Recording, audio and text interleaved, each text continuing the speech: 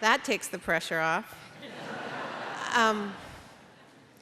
I want to start by acknowledging that we are in the traditional territory of the Coast Salish peoples, and I want to acknowledge with gratitude the presence of Tom Spear, a direct descendant of Chief Seattle of the Duwamish tribe. We're honored by your presence.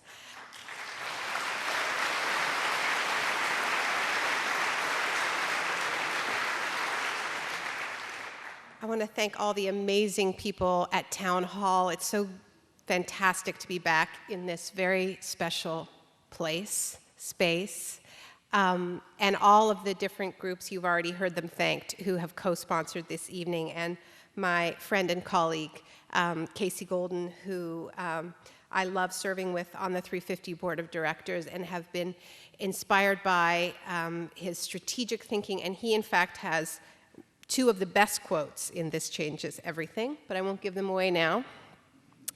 But they have to do with the power of resistance in this region, the deep love of place that is behind so many tremendous victories out of the Pacific Northwest.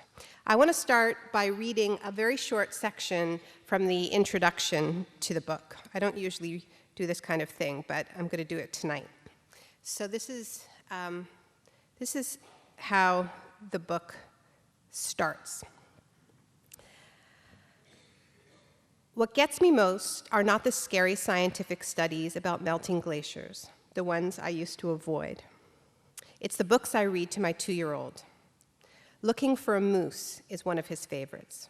It's about a bunch of kids that really, really want to see a moose.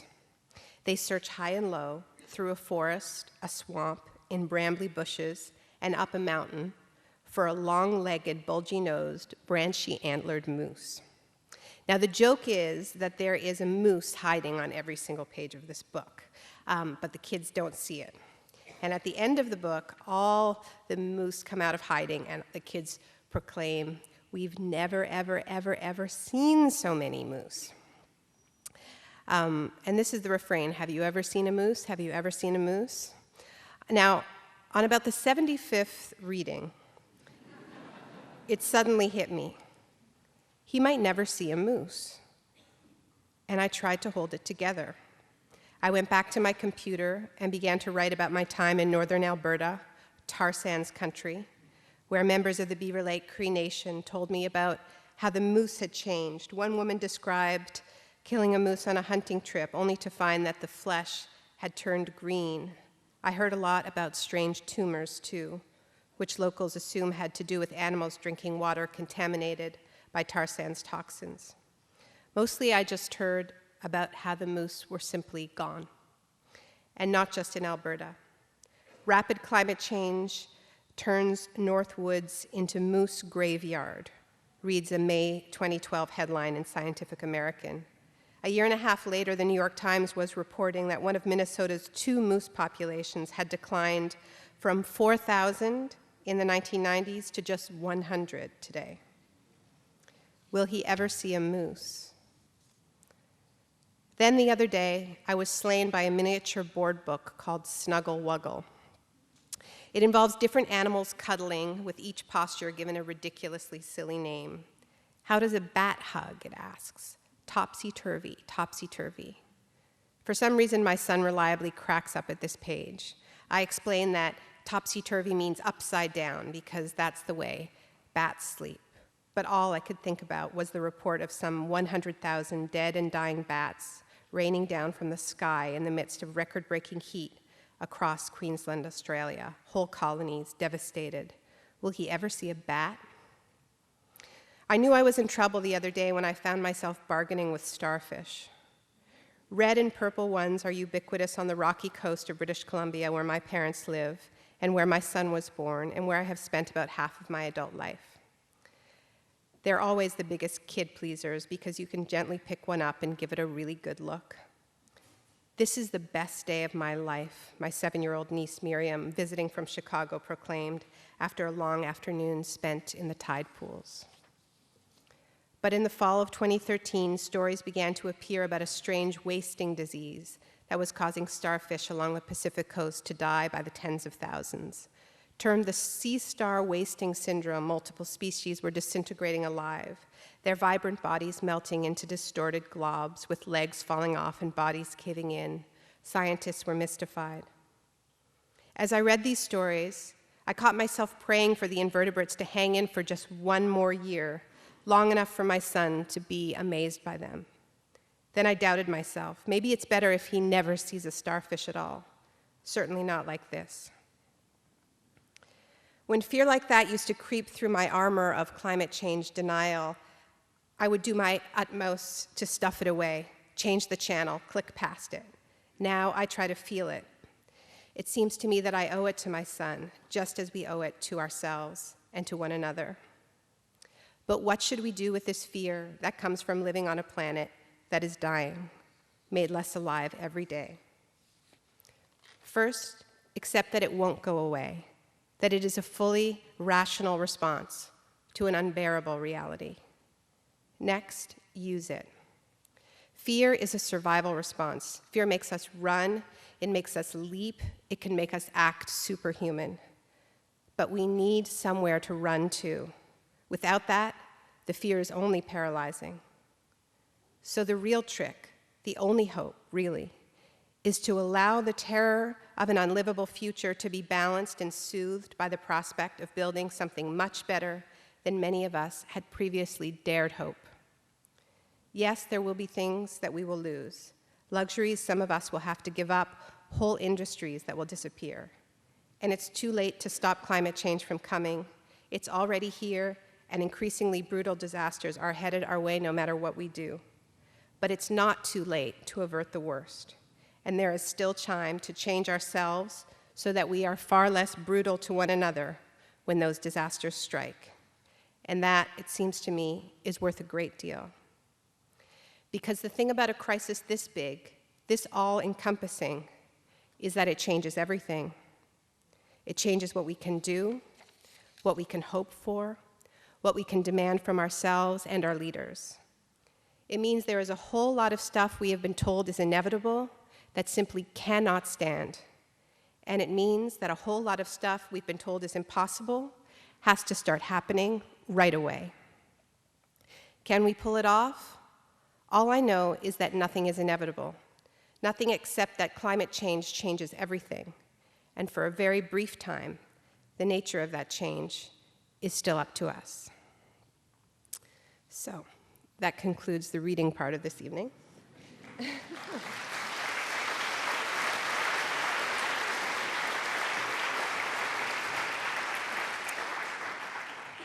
So the reason I chose this title is not because I think my book will change everything, but because I think climate change changes everything, and I think that that's a good place to start the discussion. And when choosing a title, it's good to choose a title that starts the discussion where you think it should start, because a lot of interviews begin with, why is your book called that? And the reason why it's a good place to start the discussion is because it's important for us to understand that we have procrastinated for so long that there are now no non-radical solutions left on the table. So if we stay on the road we're on, we face radical changes to our physical world. This is what the vast majority of climate scientists tell us, and now what some of our most conservative staid institutions are telling us. The World Bank, the International Energy Agency, PricewaterhouseCoopers tell us that if we stay on the road we are on, we are headed towards warming of between 4 and 6 degrees centigrade. That's 10.7 Fahrenheit on the high end. That is incompatible with anything that we might call organized, civilized society.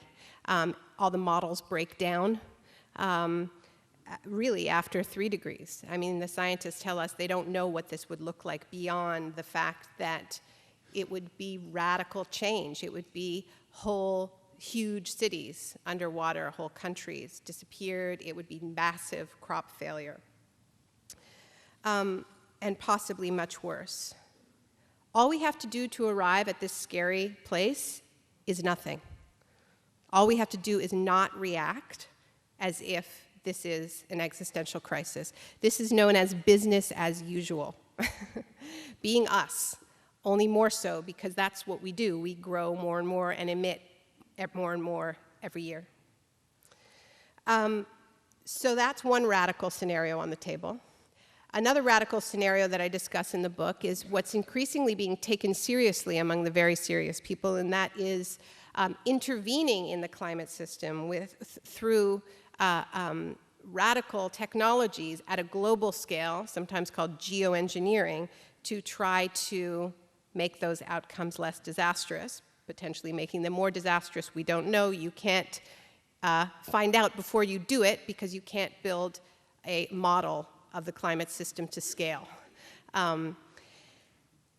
So yeah, I spent a fair bit of time hanging out with the would-be geoengineers, the smartest guys in the room, who are talking about fertilizing the oceans, pumping sulfur into the stratosphere, solving the problem of pollution with more pollution.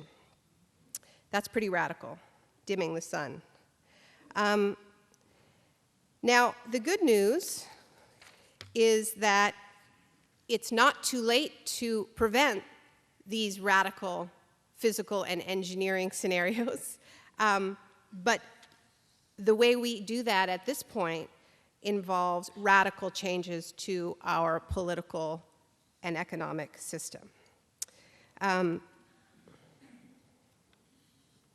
These are certainly considered radical, at least by current political standards. They involve questioning and really breaking, as I'll argue, every rule in the free market playbook to which our leaders are still in thrall. Now, I spent a lot of time in the book talking about the need to challenge this so-called free market ideology,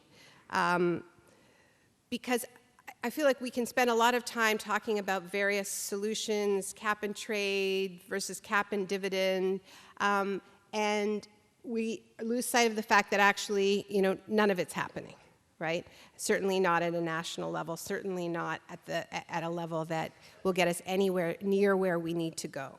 And that has to do with the ideology that has swept our world. So the argument I make about why we have failed so miserably to rise to this challenge, and the fact that we've failed is now beyond debate. Since our government started meeting in 1990 to come up with a plan to reduce emissions, global emissions have gone up by 61%. So that is not a good record. And there are all kinds of theories that have been put forward to explain this in action. We sometimes hear that it's just human nature, that this crisis seems too far off and that we're hardwired to respond only to immediate threats. But this, this rationale doesn't really ring true anymore because, of course, climate change is looking more and more like an immediate threat. It certainly looked like an immediate threat when Superstorm Sandy flooded Wall Street. Not that Wall Street has changed its behavior in any way. So there's something else. And we know that we humans have responded to abstract threats before, when our immediate safety was not threatened. We have this in our history. So then it must be something about us. And I think a lot of us believe this, that it's our generation that is too selfish. So this is one of the rationales. The other rationale is just that it's too complicated, right? That you have to get all of these countries to come together and agree on a set of rules, and it's just impossible. We hear this a lot. But of course, our governments have come together and they have agreed on all kinds of things, whether it's the Montreal Protocol, on ozone depletion, whether it's arms treaties. But what about the creation of the World Trade Organization? What about a global trade architecture with binding rules that our governments have managed to build in this very same period when they were failing to deal with the climate crisis? So clearly, we can cooperate and come together if the interests are aligned with those in power. So I think that, there's little bits of truth in all of these rationales and some that I haven't mentioned. But I think that we haven't paid enough attention to one of the biggest obstacles to change, which is just bad timing. bad historical timing. And by this I mean that scientists have known about climate change for a long time, but the point where we lost all plausible deniability, we the public, was really 1988. That was the year that James Hansen testified on Capitol Hill that he now had a high degree of certainty that there was a connection between emissions and warming. That was the year, by then 87% of Americans knew about global warming. And that year, when the editors of Time magazine needed to choose their man of the year, they decided not to give it to a man. They were still only giving it to men. But man of the year 1988 was planet Earth, the planet in peril. And it was a really interesting essay that accompanied that cover story, which talked about how climate change really called into question the whole Western civilizational paradigm of dominance-based thinking, the idea of the Earth as a machine. It traced it back to Francis Bacon. It was this really interesting essay to read in Time magazine. You could never imagine it appearing today. And there was, speaking to people who were involved in the movement at that time, there was actually really a feeling that this was the dawn of a new consciousness, this moment. And then the Berlin Wall collapsed the next year, 1989. This was the moment when Francis Fukuyama declared history over, when the ideology that in most parts of the world is called neoliberalism declared victory over all other economic models. And it was then exported around the world. 1988, the same year that Hansen testified, was the year that Canada and the US signed the historic free trade agreement that was then expanded into NAFTA, became the paradigm used, the model for future bilateral and multilateral trade deals. A few years later, the World Trade Organization was formed. So you had these two parallel processes. Now, this was a problem. And it was a problem not just because the global economy, as it was being called, that was being created, was a particularly high emissions one, but because the ideology of neoliberalism had as its pillars privatization, deregulation, cuts to taxes paid for with cuts to social services, now called austerity, never-ending austerity, all locked in through this architecture of free trade or investor rights deals. Now, what I do in the book is show how each one of these pillars of this ideological project that so successfully spread around the world has stood in the way of what we need to do to respond decisively to the climate threat. And I'll just give you a few quick examples. I mean, a lot of this is obvious. Take austerity, right? I mean, the idea that, in my lifetime, all I have known of the public sphere is its dismantling. My parents' generation built things, but since I have been a conscious adult, it has only been about stopping the cuts, stopping the attacks. We don't get to build things anymore. And of course, this has reached catastrophic levels in this country, particularly in Europe, in the wake of the financial crisis, which has been passed on to the public, and you see the direct clashes because, of course, if we're going to respond to climate change, we need to invest seriously and on a large scale in not just protecting the public sphere, but reinventing it along the lines that Casey was talking about. And we see the clash when disaster strikes. I mean, you see it in this country during Hurricane Katrina, that clash between heavy weather and weak, neglected infrastructure, a government that doesn't seem to be home, can't seem to find New Orleans. We saw it during Superstorm Sandy, where if you have these widely divergent experiences of a natural disaster, or not a natural disaster, but if you have resources, you're kind of okay. But if you're in public housing that has been allowed to decay, the lights are out for weeks and weeks, no one shows up, and it was, a bunch of, 20-somethings from Occupy Sandy, as it was called, who were doing frontline work, which was amazing. And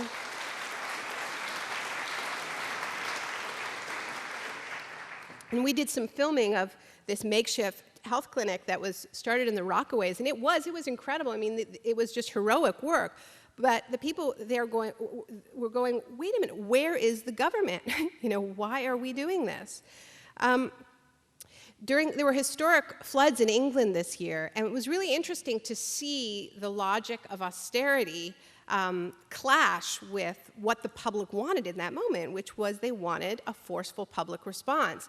Now, this was a problem for David Cameron, sort of Mr. Austerity himself, because he had slashed the agency responsible for flood response, knowing that increased flooding is clearly going to be one of the impacts of climate change in Britain. Nonetheless, he had laid off more than 1,000 people, he canceled hundreds of flood defense programs, and people connected the dots. And he was so panicked in this moment. He had another 1,000 jobs were on the chopping block. And Cameron was so panicked that he had to publicly say, money is no object. We will spend whatever it takes, right? And that's just a glimpse of how, if we take this crisis seriously, this logic of austerity cannot hold. Our governments have to find the money, and that means going to where the money is, which part of the response is going after the fossil fuel companies, polluter pays, we'll come back to that. But this is happening all over Europe. In Greece, the fire trucks don't have spare tires. Going into forest fires, Greece is a tinderbox. And this is how austerity is playing out in that country. At the same time, in the name of exiting austerity, Greece is being told that they need to drill for oil and gas in the Ionian and Aegean seas, which is madness. Because this is a country whose two major sectors are tourism and fisheries, right? So when I call the book Capitalism versus the Climate, people say, well, that's divisive, But the thing is capitalism is already waging war on the climate, and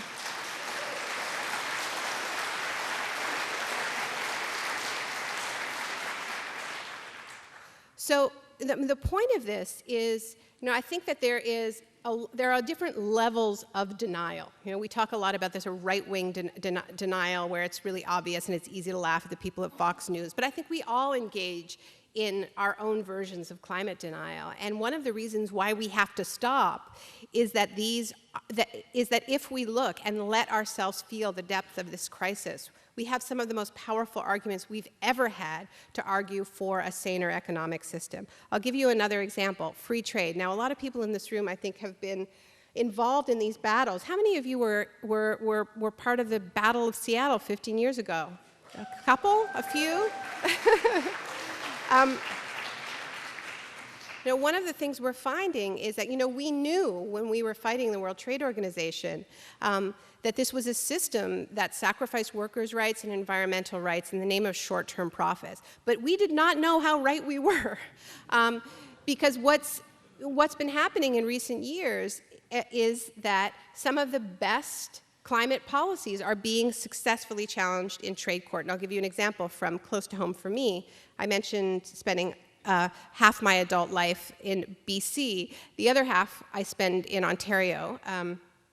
And Ontario has had the most ambitious emission reduction program in North America. It was lauded by many people in this country, including Al Gore, for its extremely ambitious plans to get 100% off coal. This is Canada's most populous province by 2015.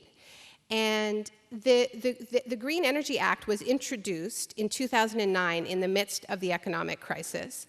And it was introduced because of concern about climate change, but it was primarily introduced because of concerns about unemployment. Because Ontario is an economy that is extremely reliant on manufacturing, and in particular, car manufacturing. And our auto sector was getting decimated by the fact that the big three automakers were on their knees at this point. And it was easier to close Canadian plants than to close American plants when you're going to the American government for a massive bailout, which is what was happening at that time. So there were huge numbers of layoffs in the manufacturing sector in Ontario. So very smartly, the Ontario Liberal government introduced this green energy plan that had these ambitious emission reduction targets, but also had very ambitious job creation targets, and required that any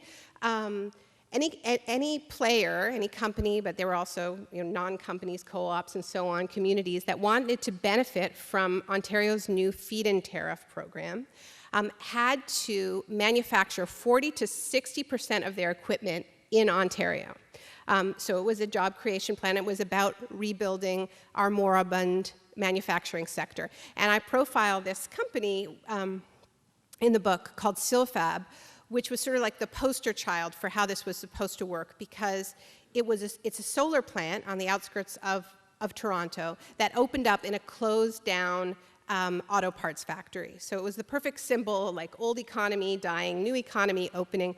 All these workers who had lost their jobs at Chrysler and Magna, which is a big auto parts manufacturer, got jobs on the assembly line making solar panels for this new program.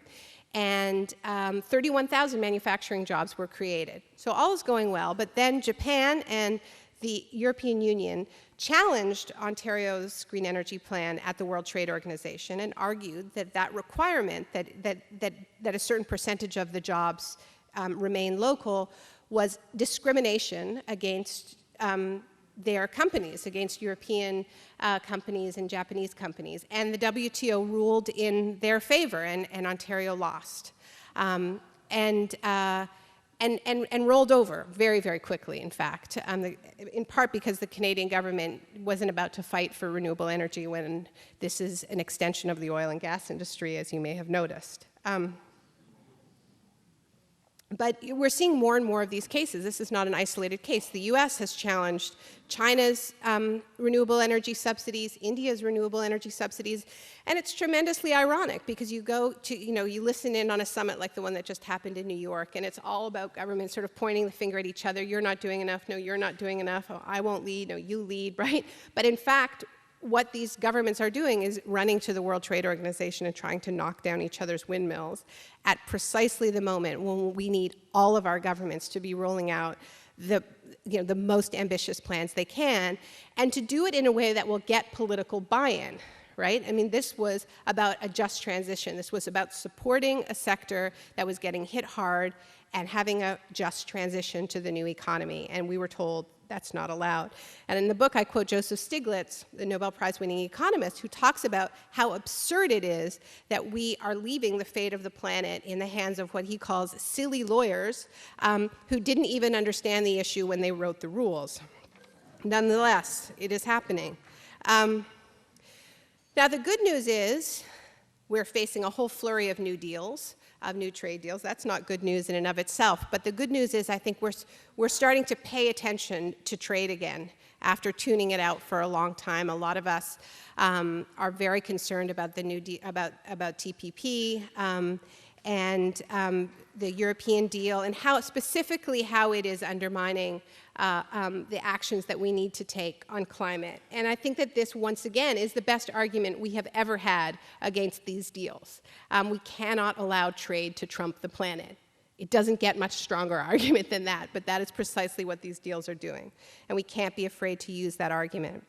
So another pillar of the neoliberal era, of course, is privatization. And I want to talk a little bit how this, the way in which so many of our cities, states, provinces have sold off key sectors that are central to the energy transition that we need to enact is standing in the way. Now, many of you have heard a lot about Germany's transition to renewable energy, which is it's a complicated case. It's not all perfect, but nonetheless, it is definitely worth appreciating that a highly industrialized economy like Germany that does not have a lot of sun has managed in a decade and a half to go from 6% of its electricity coming from renewable energy to 25% coming from renewable energy, mostly wind and solar, most of it decentralized. So this is a real success story, and one that shows that when we want to and the political will is there, we can move quickly, you know? And we need those success stories. One of the things we don't hear about the German transition is that one of the things that has allowed Germany to transition as quickly as it has is that in hundreds of cities and towns, big cities as well as small towns, citizens have voted and decided democratically to take back control over their electricity grids from the private players that privatized them in the 1990s.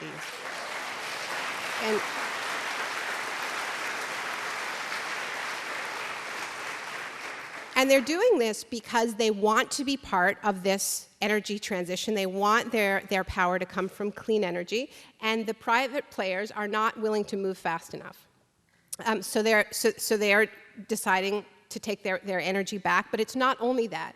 It's also that they want the money from the power generation to stay in the community. So it's both addressing the austerity crisis and climate change at the same time.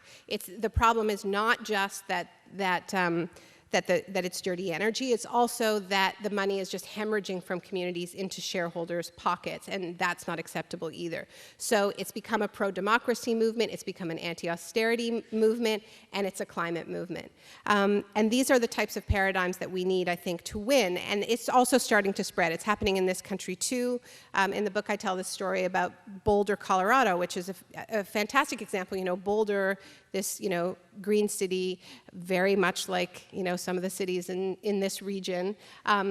And it had this problem, which is despite the fact that everyone biked and wore fleece, all of their energy was coming from coal, so they wanted to switch. They went to their local private energy provider, Xcel Energy, and talked about how they wanted to switch to renewable energy and were basically shut down. And at that point started exploring taking their power back, taking their energy back, not because they were ideologically opposed to privatization. It's because they wanted to be part of a green energy transition in line with their values, and the profit-driven interests of this company were standing in their way. They found that, and they took that step. And I think it is interesting that these aren't ideological movements. These aren't movements that are starting by saying we're anti-privatization. They're movements saying we want to do something about we want to do something about climate change, and discovering that they need to take on the logic of privatization in order to make that happen. You know, there are other ways of bringing in green energy, and I think there are a lot of examples of that in this region. But there is clearly a tight correlation between very ambitious renewable energy targets and keeping energy in public hands. We see examples of that in this country too, like Austin, Sacramento are two of the cities with the most ambitious emission reduction targets, and they never sold off their energy. So there's lots of public utilities that are producing dirty coal, but I think the point is that it's easier for us to change our public utilities than it is for us to change for-profit enterprises.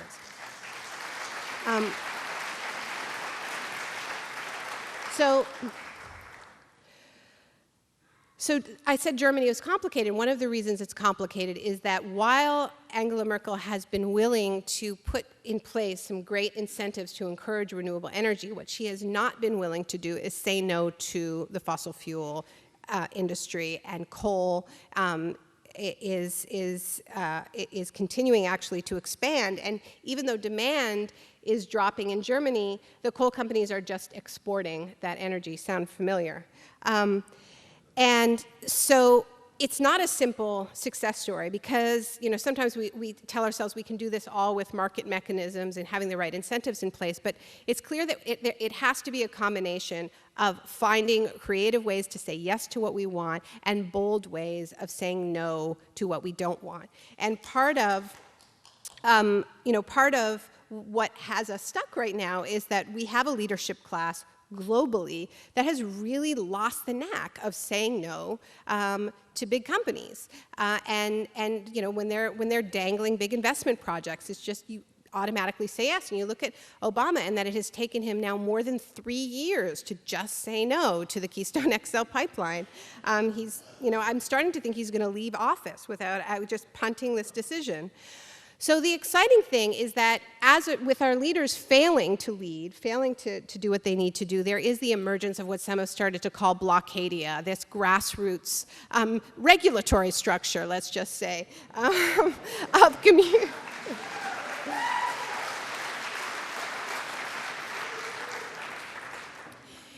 And it's been so powerful in this part of the world. I really do think that the fossil fuel industry did not know what they were in for when they decided to build so many tentacles through the Pacific Northwest. And this, in many ways, is the flip side of the carbon boom that we're in the midst of, because, of course, the fossil fuel companies are doubling down. They're building all kinds of new infrastructure. They're doubling down on some of the dirtiest carbon sources. They have to build all this infrastructure, and it takes them into territory that is distinctly hostile.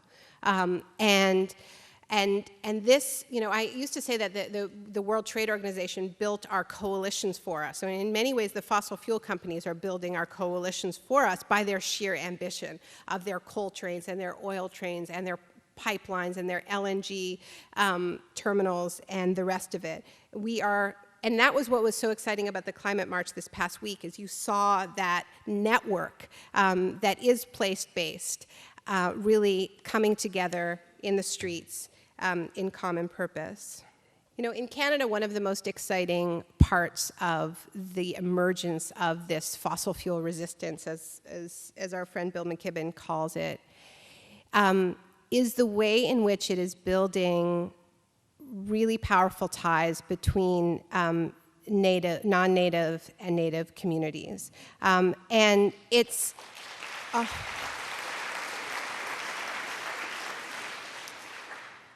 I think, whenever there's a big resource battle, we see these connections, but there's something new happening. And we saw this really clearly with the emergence of I Don't Know More, and all these resistance movements, whether it's to the Cherry Point coal export terminal or the Northern Gateway pipeline through BC. I think what more and more of us are starting to understand is that Indigenous, First Nations, treaty rights, and Aboriginal title are the most powerful legal barrier to the plans to just flay this continent.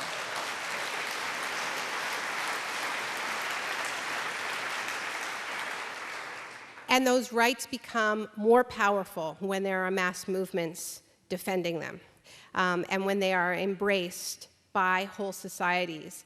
And this is really starting to change. And I think it's actually changing the way we think, as well as the way we fight. Because I think that it's about more than, and it has to be about more than just a sort of extractive relationship to those rights. Like, those rights are useful to us because they help us protect our water, so we want to use those rights. That's exactly the wrong way of thinking about this. That these are rights that come out of a vision of how to live well, that were hard-won and hard-protected, and they point us towards a non-extractive, regeneration-based way of living on this planet. And that is the most hopeful and exciting part of this new wave of activism. Now, this can sound overwhelming. Anything about climate change can sound overwhelming, and it's certainly easier to talk about changing light bulbs than changing the economy. But here's what we need to remember. It's not like we're talking about an economy that is working beautifully except for the small matter of rising sea levels. We're talking about allowing sea levels to rise in the name of protecting an economic system that is failing the vast majority of the people on this planet, with or without climate change.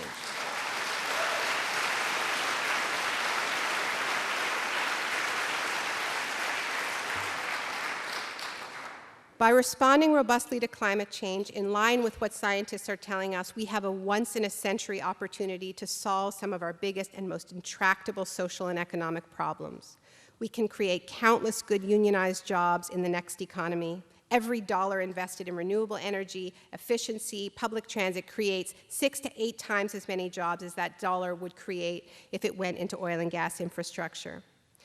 Those jobs can rebuild our ailing public infrastructure, and that infrastructure will give us more livable cities, stronger communities, healthier bodies. We all know this. We can find the money by making polluters pay, whether it's the fossil fuel companies or the bloated defense companies or the financial speculators. To do any of this, of course, we must dramatically reduce the power of corporate money in politics. Now, everybody who is trying to get anything done in this country that is in any way vaguely progressive, whether it's fighting private prisons or for gun control or universal health care, knows that money in politics is the single greatest barrier. The question that I'm left with is whether climate change can provide the big tent that we need to build a new kind of coalition and put us on a science-based deadline and tell us that we cannot afford to lose. I think it can, and I'll tell you why. The atmosphere is already our big tent. We are already under this big tent, and we have to start acting like it. We're coming up on the 15th anniversary of the Battle of Seattle, when the streets of this city were choked with tear gas and flooded with hope, because a mass coalition, a movement of movements, put the system of short-term corporate greed behind the World Trade Organization on trial. It disrupted the negotiations and emboldened internal dissent, and the talks broke down. They never quite recovered. But after September 11th, that movement broke apart. Some were spooked by the new war on dissent. Others turned their attention, understandably, to stopping war and increased criminalization. But we stopped talking about the system underneath it all. Then 3 years ago, this month, the Occupy movement sprung up and put corporate capitalism on trial once again. To draw the connections between the logic of deregulation and austerity and the inequality crises ravaging our communities, the whole world listened in. I firmly believe that movements like that never die. They just go quiet for a little while. They learn, they change, and reemerge. Now another movement is taking the stage, the climate justice movement. It's made up of all these past movements and many more older ones, deeper ones, the civil rights movements, the indigenous sovereignty movement, calling for the deep shift in worldview that we know this crisis is really about. Because underneath all of this is the truth that we've been avoiding. Climate change isn't an issue to add to the list of things to worry about next to healthcare and taxes. It's a civilizational wake-up call, a powerful message spoken in the language of fires, floods, droughts, and extinction, telling us that we need an entirely new economic model and a new way of sharing this planet, telling us that we need to evolve. Thank you. Let's start. Well, if we want the good life for all 7 billion people on this planet, with sustainably grown food, sustainable use of precious raw materials, enough per capita wild spaces and rainforests, clean water, healthcare, and living space, what are your thoughts on the needs and benefits of voluntary population reduction? Do you think we can ignore that question?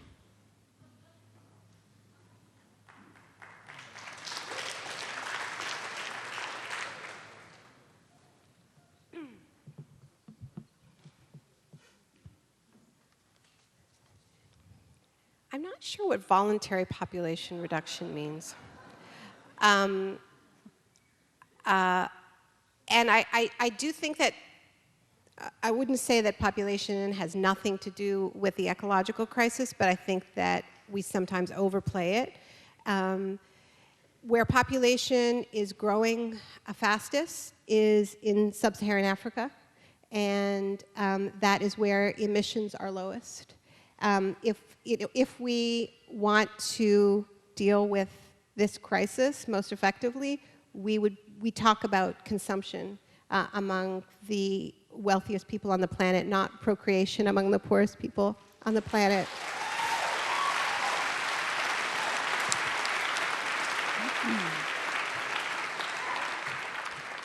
This is just a quick question about the title of your book. I was a little bit puzzled when I heard the title because I had in my possession several copies of the book, This Changes Everything, that was created in collaboration with Yes Magazine about the story of the Occupy movement. And I was wondering if that had anything to do with your title.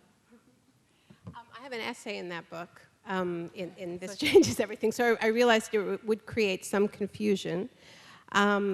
There's actually a lot of books out there with the title "This Changes Everything," and I think there'll probably be more. When I thought of it for this title, it's not that it's such a great title. It's that I really think that it works with climate change in a particular way, in the way that I started about. Just landing us where we need to land in terms of understanding that everything's going to change one way or the other. So realizing that other people had used the title and that I had an essay in a book with that and that some people might be confused about which book is which, it might sell more of that book that Yes Magazine produced, which would be great. It's a great book. And you did mention that the money in politics is sort of the base core of it all, and that's what Occupy was about. Yeah, so. Well, it's all connected, absolutely. Do you think climate change is the perfect topic to introduce a wider conversation about capitalism? I mean, in a sense, we have the equivalent of a right-wing climate denial might be, on the left, capitalism denial, the desire to use euphemisms like the free market or corporations without asking the kind of wider questions that connect to things like you say about how elections are funded and those other things. Well, I mean, I obviously agree with you because I called the book Capitalism versus the Climate. But I do think that there is this weird thing, and I've been feeling it particularly this week, like people really, like there's a larger constituency of liberals that really does not want to talk about capitalism than I anticipated. Like a lot of the criticism of the book has just been about the name. Right.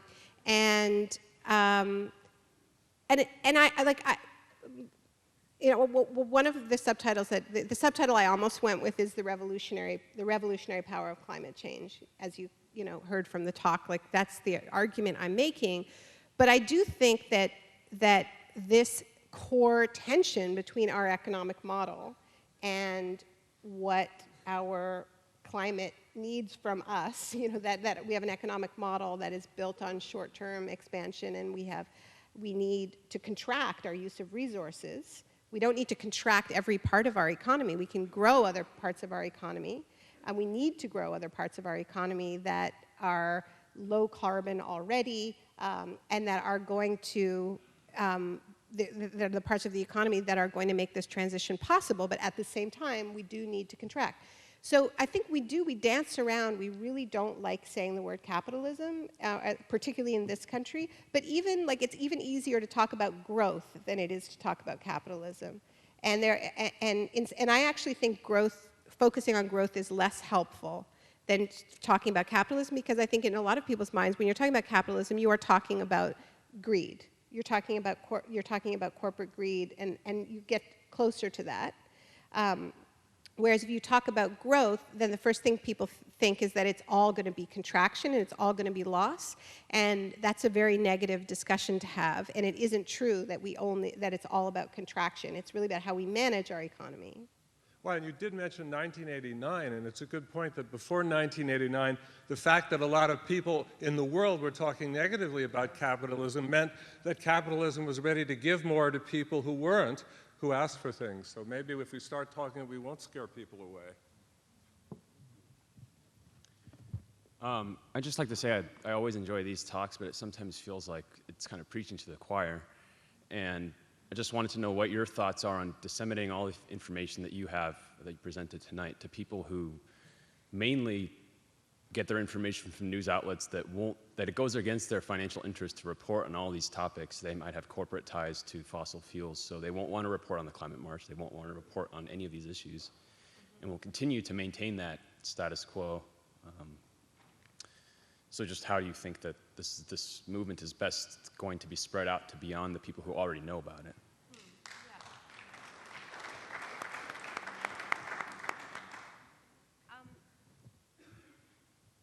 I mean, I feel like that is starting to happen. I mean, and some of it's happening in a more old-fashioned way. I mean, the climate march in New York was an extraordinary exercise in popular education, a really old-fashioned community organizing. I mean, it was an incredibly diverse march, did not look like the choir. It mobilized all kinds of communities that are normally left out of the environmental movement. And that was not done with the help of any corporate media. That was like really legwork, you know? And it was that hard, old-fashioned organizing work of building bridges across different constituencies, doing popular education.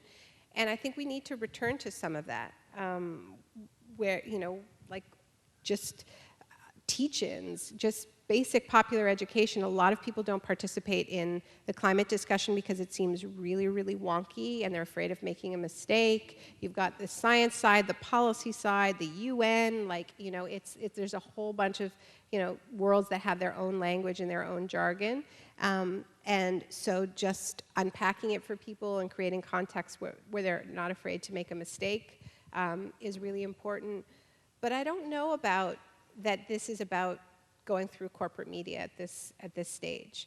I mean, there is some of that, but you know, like there was the Years of Living Dangerously and that kind of work. But I'm not sure that that's what builds a movement. I think the movement building is when people see the connections with their daily lives, and it comes from trusted sources. And I think we spend a lot of time sort of thinking about how we reach people who watch Fox News, you know? And we actually have a lot of work, I think more work, just building a broad, diverse, progressive movement, you know, and building bridges between the various constituencies in that world. And before we worry about, you know, reaching the climate deniers. I don't know if that's what you're talking about, but yeah. That helps, thank you. Yeah.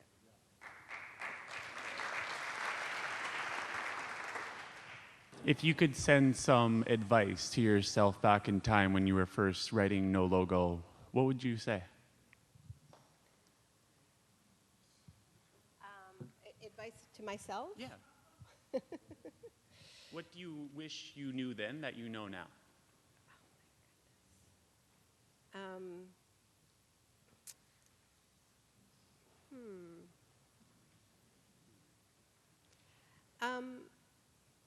Well, I didn't really know anything then.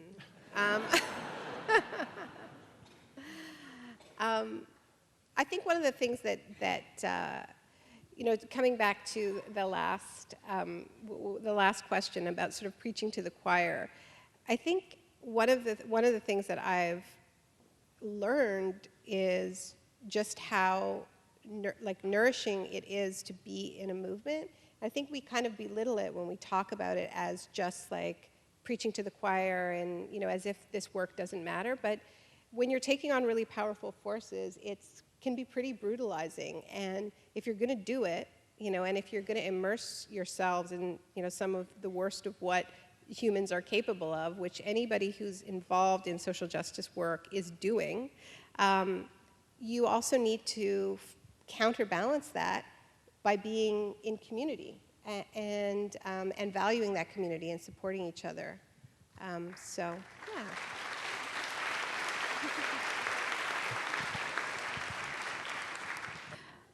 There was a moment of synchronicity for me today. I came up to hear my friend Helen Caldecott speak downstairs a little bit before because my main issue regarding climate change, and has been for decades now, the nuclear movement, and I'm in the anti-nuclear movement.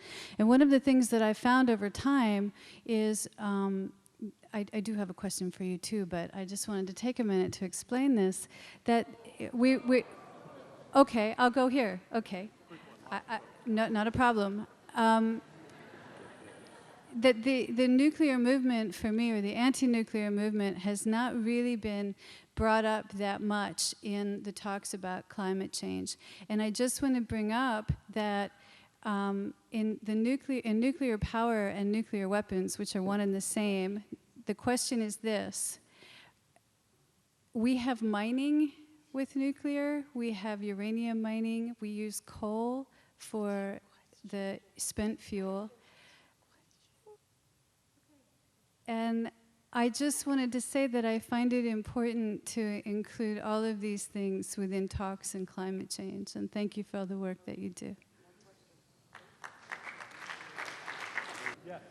Hi. I had a question about how do we sometimes get over the hypocrisy in fighting for a fossil fuel world when, you know, whatever, you can't really get away from fossil fuel. I mean, when you go to the grocery store and you go home to your polyester sheets and the plastic in everything that you buy, and, you know, even a lot of people who went to the climate protests, you know, flew there. And how do we get over this, like, kind of conflict within ourselves when we use fossil fuel every day and we don't want to, but you really can't get away from it?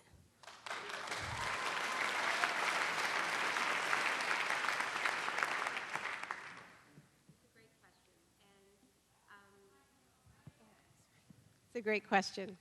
I think it's tricky because, you know, Casey talked about, and I mentioned that in some ways I think that we overemphasized, the environmental movement overemphasized the individual actions at the expense of the big systemic changes that we need. And it was all about recycling and carbon offsetting and, you know, turning your personal life into like a low carbon piece of performance art. And a lot of it was like, and a lot of it was quite sort of classist too, because there are so many communities that have no good transit options, where people are so overworked as well that people are having to make convenience-based decisions that are about low cost, but also about zero time, and this is what our culture does to people. And this idea that it's about being perfect and green and buying more green stuff, was super alienating to a lot of people, and I think was part of why the climate movement was so homogenous, meaning white and middle class, and. But I think there's something really key, and I actually think I don't think we should let ourselves off the hook. Like, we should all try to bring our actions in line with our values. But I also think that we should all embrace our inner hypocrites and stop playing gotcha, because if you need to be pure, if you need to be fossil free in order to fight fossil fuels, that's a great way of having a really small movement. So.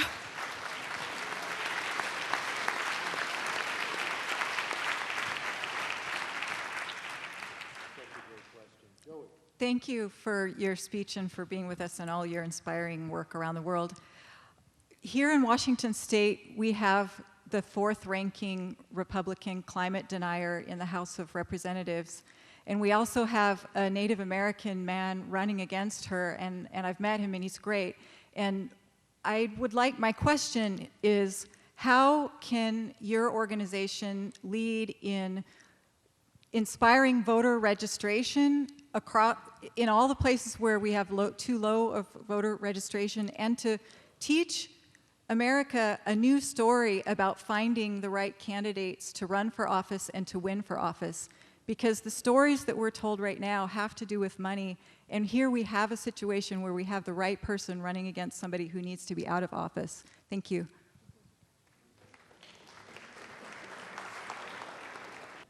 Yay. More engagement on elections, especially right now, is absolutely vital. And I should say, I do work for a C3 organization, but it's Sunday night. I am not on the clock, and any political views I happen to express right now would be my own. That is a great race for folks to get involved in. There's also a huge, there's actually 3 or 4 really pivotal state Senate races right now on which the balance of the state Senate will probably hinge. I know the Washington State Labor Council, Jeff Johnson is here and is organizing big voter turnout and doorbelling, and that's a just incredibly important thing we need to be doing in the short run. And nonprofit organizations can be doing exactly what you said, increasing voter engagement, increasing voter turnout, even without endorsing candidates. And that's a big part of how we win. Thank you. And I would just add that it's, you know, it's about getting involved in politics at every level, including at the local level where maybe that it's a little bit easier to break through. And I would be remiss if I left Seattle without just saying how incredibly inspiring it was for everybody to watch the $15 minimum wage victory.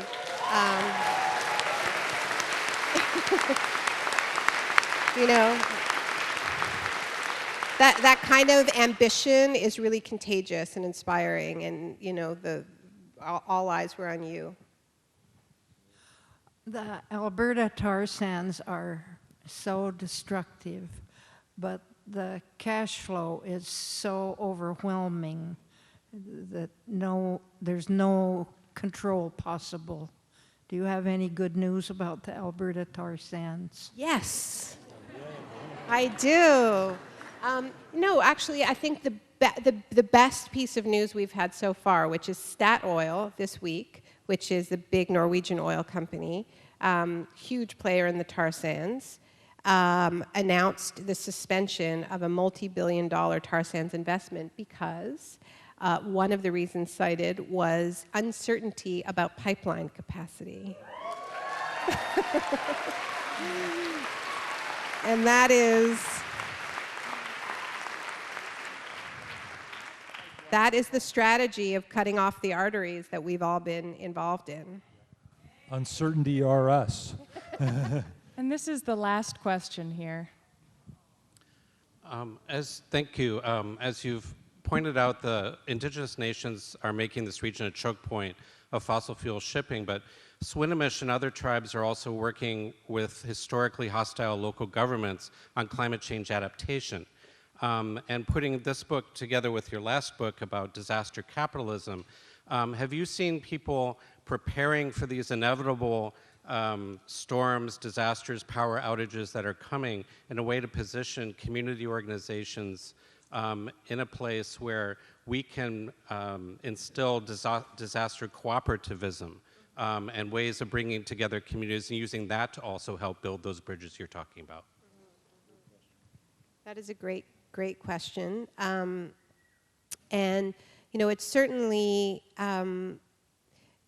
was a big part of the discussion post Sandy that in New York of just that the communities that fared best were communities where people knew their neighbors, weren't afraid, you know, because there was a lot of fear too, where it was like all this fear of looting and just this understanding that this social fabric that we're able to build with one another, yes, seawalls are important, but relationships are even more important, checking in on one another, you know, that just, you know, when communication systems break down, as they inevitably do, that we still know each other's names and where to find each other and knock on each other's doors and check in on each other. This has to be understood as part of disaster response. And so, yeah, I think we need a really broad understanding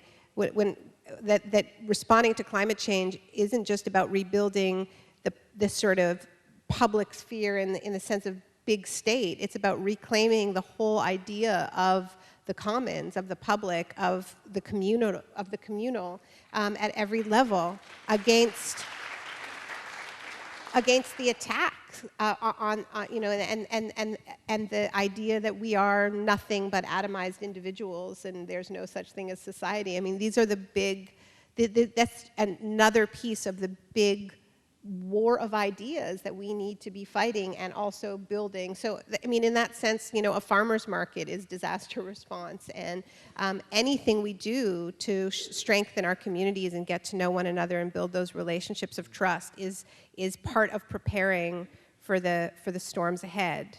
I realize that I didn't respond at all on the nuclear question, and I do think it is an important point on this, because it's important to remember that this vision of responding to climate change by building a more equal society is by no means the only way of responding to climate change. There is a shock doctrine scenario that is very clear, and that is, you know, not just the profiteering from disaster, but it's also, you know, the positioning of these big engineering fixes that continue to put communities at risk. So more and more, it's about talking about replacing fossil fuels with nuclear, you know, positioning GMO crops as climate ready, climate smart, and attacking small farming as unrealistic, and, you know, some agrarian fantasy, which is, you know, one of the ways I'm getting attacked at the moment, and on,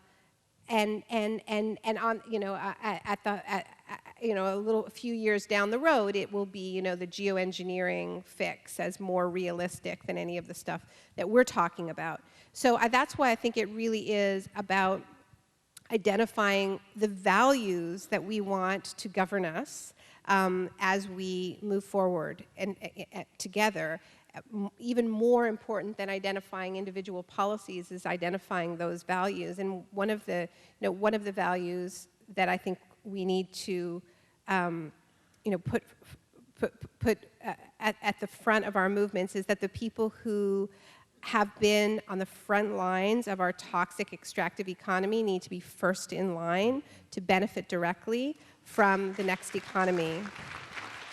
And I also think that, you know, Casey has talked and written about the no new carbon infrastructure, you know, drawing the line. This is the Keystone Principle.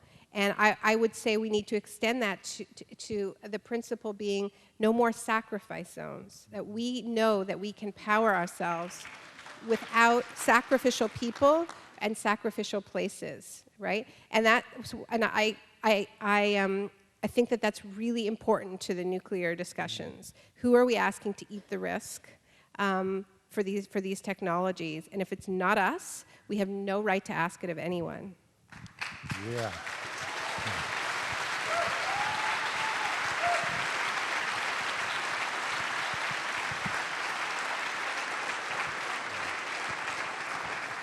That is a great bottom line and a great place to end. We're going to cut it off here so Naomi can sign a few books before we lose her.